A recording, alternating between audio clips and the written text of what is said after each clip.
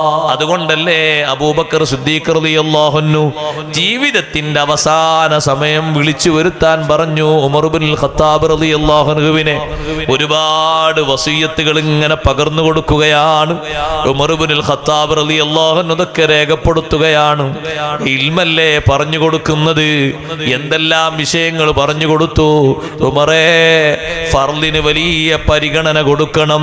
ഫർള് ഒരു ഭാഗത്ത് ബാക്കി വെച്ചിട്ട് സുന്നത്തുകൾക്ക് വലിയ പ്രാമുഖ്യം നൽകിക്കൂടാ. കാരണം ഫർളുകൾ പരിഗണിക്കാതെ സുന്നത്തുകൾ സ്വീകരിക്കപ്പെടൂല.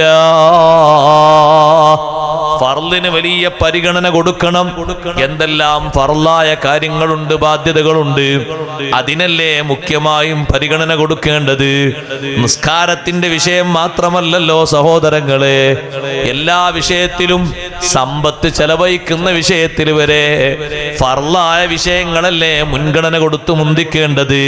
അതൊരു ഭാഗത്ത് ഇങ്ങനെ കെട്ടിക്കിടക്കുമ്പോ ഇപ്പുറത്തൊരുപാട് സുന്നത്തുകൾ നമ്മുടെ ബാധ്യതയായിട്ട് നമ്മൾ ഇങ്ങനെ നിറവേറ്റുന്നതിന് കാര്യമാത്ര പ്രസക്തമായ പരിഗണന കിട്ടുകയില്ല.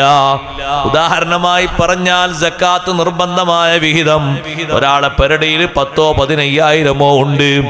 റിലീഫായിട്ട് അയാൾ 100, 150, 200 ധാരാളം കൊടുക്കുന്നുണ്ട്.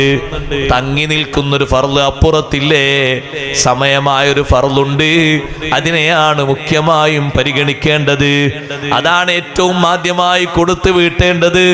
പിന്നെയല്ലേ ഈ സുന്നത്തും കാര്യങ്ങളൊക്കെ ശ്രദ്ധിക്കേണ്ടത്. ഉമർ ഇബ്നുൽ ഖത്താബ് റളിയല്ലാഹു അൻഹുവിന് വസിയ്യത്ത് നൽകുമ്പോ ആദ്യമായി സിദ്ദീഖ് റളിയല്ലാഹു അൻഹു നൽകുന്ന വസിയ്യത്താണ് ഫർളിനെ വല്ലാതെ പരിഗണിക്കണം.